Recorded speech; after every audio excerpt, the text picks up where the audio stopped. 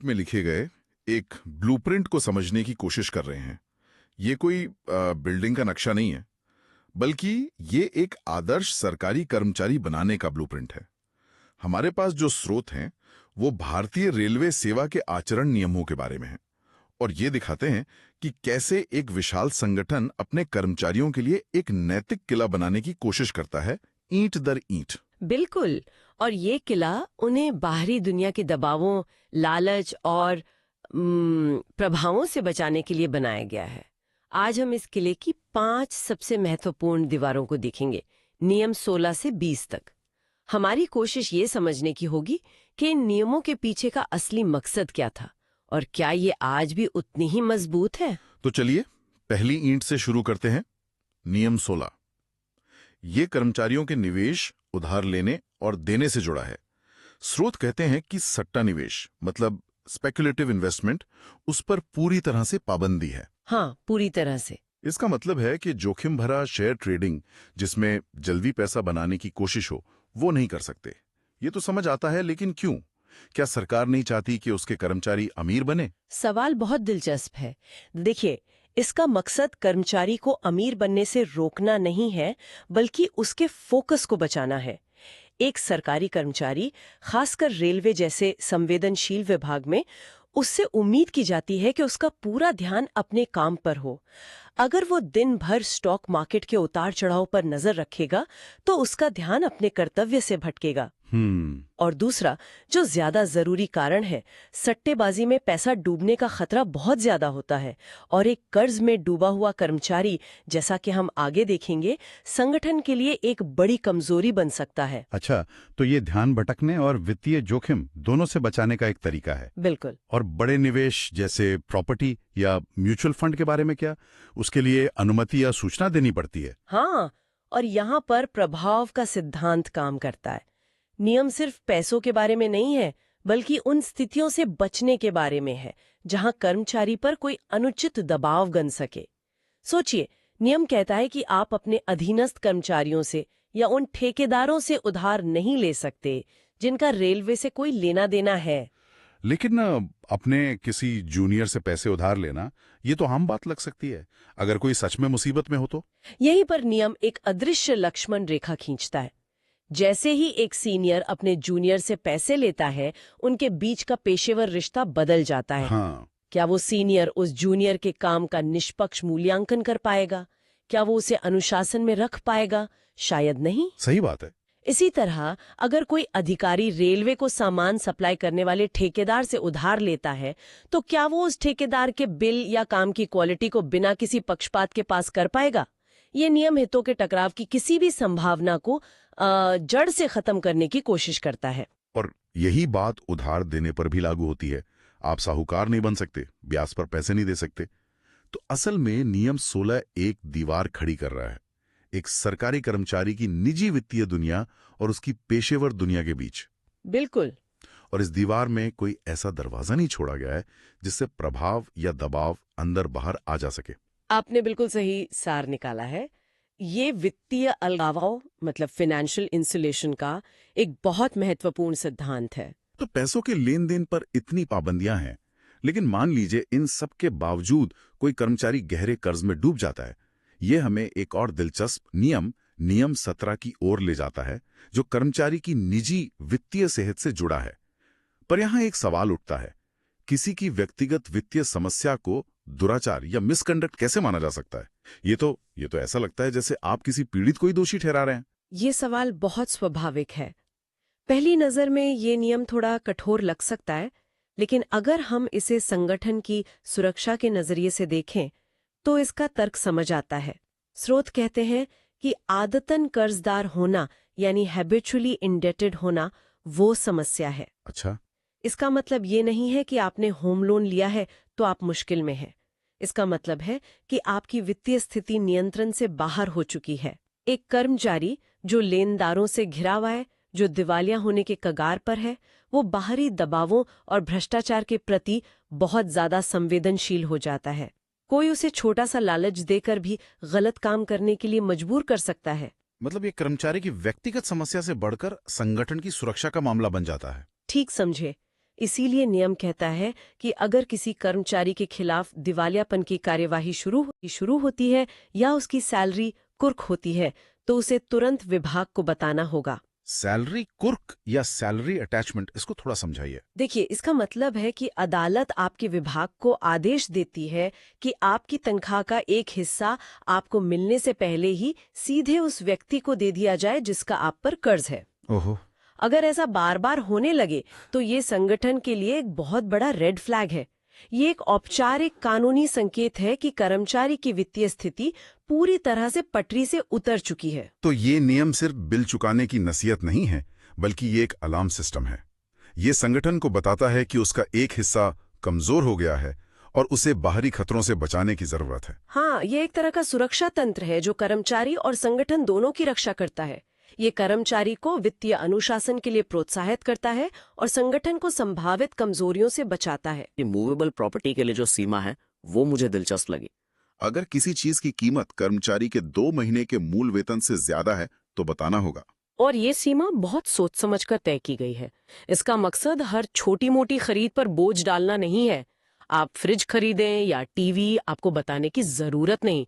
लेकिन जैसे ही आप कोई बड़ी चीज खरीदते हैं, एक महंगी गाड़ी, लाखों के गहने, जो आपकी सामान्य आय से मेल नहीं खाती, वो विभाग की नजर में आनी चाहिए। ये अचानक बढ़ी हुई संपत्ति पर नजर रखने का एक तरीका है। पर क्या ये सीमा आज भी उतनी ही प्रासंगिक है? 1966 में 2 महीने की बेसिक सैलरी एक बहुत बड़ी रकम होती होगी। आज के जमाने में तो एक अच्छा आईफोन या लैपटॉप भी कई कर्मचारियों के लिए सीमा को पार कर सकता है।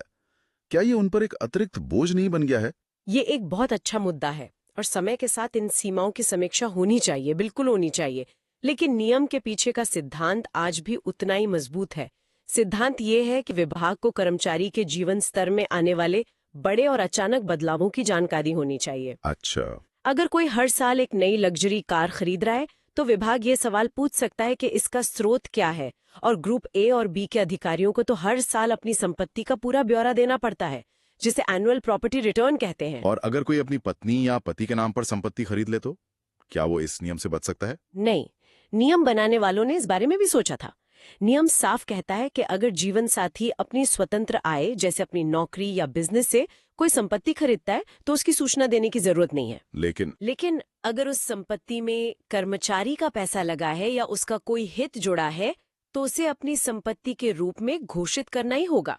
ये बेनामी लेन देन को रोकने की एक सीधी और कारगर कोशिश है। तो पारदर्शिता ही इसका मूल मंत्र है। लेकिन फिर आता है नियम 18A, जो विदेशी संपत्ति के बारे में है, और ये बहुत ही ज्यादा सख्त है। स्रोत कहते हैं कि सरकार की मंजूरी के बिना विदेश में किसी भी तरह की संपत्ति खरीदना बेचना पूरी तरह से प्रतिबंधित है। मतलब अगर कोई रेलवे अधिकारी चाहे तो भी अपनी कमाई से लंदन में एक छोटा सा फ्लैट नहीं खरीद सकता, बिना सरकार की पूर्व अनुमति के। बिल्कुल नहीं। और ये सिर्फ प्रॉपर्टी खरीदने तक सीमित नहीं है। किसी विदेशी नागरिक के साथ संपत्ति का लेन देन करना, विदेशी बैंक में खाता रखना या विदेशी म्यूचुअल फंड में निवेश करना, इन सब पर यही नियम लागू होता है। सुनिश्चित करना चाहती है कि उसके अधिकारियों पर किसी भी तरह का विदेशी प्रभाव ना हो और उनकी कोई ऐसी संपत्ति ना हो जो देश की निगरानी और कानून के दायरे से बाहर हो। तो हमने वित्तीय लेन देन, कर्ज और संपत्ति के नियमों को देखा। ये सब मिलकर कर्मचारी के चारों ओर एक वित्तीय किला बनाते हैं। अब बात करते हैं अलग तरह के दबाव की, सामाजिक और सार्वजनिक दबाव। नियम 19 कहता है कि अगर किसी कर्मचारी पर मीडिया में कोई आरोप लगता है तो वो खुद जाकर अपना बचाव नहीं कर सकता। एक मिनट, ये तो थोड़ा अन्यायपूर्ण लगता है। अगर कोई मीडिया में मेरे बारे में झूठी खबर फैला रहा है तो मेरा पहला अधिकार है कि मैं अपना बचाव करूं। क्या ये नियम बोलने की आजादी पर रोक नहीं लगाता? आपका सवाल जायज है और ये नियम अक्सर बहस का विषय बनता है। लेकिन इसके पीछे का सिद्धांत है एक संस्था, एक आवाज। जब एक सरकारी कर्मचारी सार्वजनिक रूप से कुछ बोलता है तो उसे सिर्फ एक व्यक्ति के बयान के तौर पर नहीं देखा जाता, उसे संस्था का बयान माना जा सकता है। अच्छा। सोचिए, अगर किसी एक घटना पर विभाग के 10 अधिकारी मीडिया में जाकर 10 अलग अलग तरह की बातें करने लगे तो इससे कितनी अराजकता और भ्रम फैलेगा। संस्था की अपनी विश्वसनीयता ही खत्म हो जाएगी। मतलब यह एक व्यक्ति के अपनी छवि बचाने के अधिकार से ऊपर संस्था की छवि को रखता है। हाँ, इसे आप ऐसे समझ सकती हैं, कल्पना कीजिए कि एक जहाज तूफान में फंस गया है। उस समय आपको एक कप्तान चाहिए जो सबको निर्देश दे, न कि 100 नाविक जो अपनी अपनी दिशा में चिल्ला रहे हों। विभाग आरोपों का खंडन करना है या नहीं, और अगर करना है तो उसका आधिकारिक तरीका क्या होगा। यह नियम व्यक्तिगत भावनाओं को संस्थागत अनुशासन के अधीन रखता है। यह सुनिश्चित करता है कि सरकार की प्रतिक्रिया सोची समझी और एक एकीकृत रणनीति का हिस्सा हो, न कि किसी एक व्यक्ति की भावनात्मक प्रतिक्रिया। ये एक बहुत बड़ा अनुशासन है, अपने बचाव करने के स्वाभाविक आग्रह को रोकना। चलिए अब आखिरी नियम पर आते हैं, नियम 20, जो सिफारिश या प्रभाव के इस्तेमाल पर रोक लगाता है। और यह नियम उस व्यवस्था की नींव पर चोट करता है जिसे हम आम भाषा में जुगाड़ या पैरवी कहते हैं। यह नियम कहता है कि कोई भी कर्मचारी अपनी पोस्टिंग, प्रमोशन, ट्रांसफर या किसी भी सेवा संबंधी मामले के लिए किसी बाहरी व्यक्ति जैसे किसी नेता या प्रभावशाली अधिकारी से दबाव नहीं डलवा सकता। इसको थोड़ा और साफ करते हैं। मान लीजिए मैं एक रेलवे अधिकारी हूं और मेरे बच्चे का एडमिशन एक अच्छे स्कूल में नहीं हो रहा है। मैं अपने एक सीनियर से, जिनका उस स्कूल के ट्रस्ट में कुछ प्रभाव है, बस एक अच्छा शब्द कहने के लिए कहता हूं। क्या ये भी नियम 20 का उल्लंघन माना जाएगा? कहां पर एक मदद सिफारिश बन जाती है? आपने बहुत ही बारीक सवाल पूछा है। नियम का दायरा सेवा शर्तों मतलब सर्विस मैटर से जुड़ा है। आपके बच्चे का स्कूल एडमिशन सीधे तौर पर इसमें नहीं आता, लेकिन अगर आप अपनी आधिकारिक हैसियत का इस्तेमाल कर रहे हैं तो मामला पेचीदा हो सकता है। अच्छा। नियम 20 का सीधा निशाना आपके प्रमोशन, ट्रांसफर जैसी चीजों पर है। इसका उद्देश्य ये सुनिश्चित करना है कि फैसले योग्यता और नियमों के आधार पर हो, न कि इस आधार पर कि किसकी पहुंच कहां तक है। अगर बाहर से दबाव डालकर फैसले होने लगेंगे तो पूरी व्यवस्था ही चरमरा जाएगी। योग्य लोग पीछे रह जाएंगे और पूरी संस्था का मनोबल टूट जाएगा। तो जब हम इन 5 नियमों, निवेश, कर्ज, संपत्ति, सार्वजनिक बयान और सिफारिश को एक साथ देखते हैं तो एक पूरी तस्वीर उभरती है। ये एक ऐसी व्यवस्था है जो अपने अधिकारी को हर तरह के बाहरी दबाव से मुक्त रखना चाहती है, चाहे वो दबाव वित्तीय हो, सामाजिक हो या राजनीतिक। बिल्कुल। सट्टा निवेश और व्यक्तिगत कर्ज के लालच और दबाव से लेकर संपत्ति के जरिए आने वाले भ्रष्टाचार के मौके और बाहरी प्रभाव, इन सब के खिलाफ ये एक नैतिक कवच बनाने की कोशिश है। मूल विचार यह सुनिश्चित करना है कि एक लोक सेवक के निर्णय सिर्फ और सिर्फ उसके कर्तव्यों और जनहित से प्रेरित हो, न कि किसी व्यक्तिगत दायित्व या लालच से। तो हमने पैसे, कर्ज, संपत्ति, सार्वजनिक छवि और प्रभाव से जुड़े इन नियमों को समझा। ये सिर्फ भ्रष्टाचार रोकने का एक मैनुअल नहीं है, बल्कि एक आदर्श लोक सेवक के आचरण की पूरी फिलॉसफी है। और इसका सबसे बड़ा मकसद है जनता का विश्वास बनाना और उसे बनाए रखना।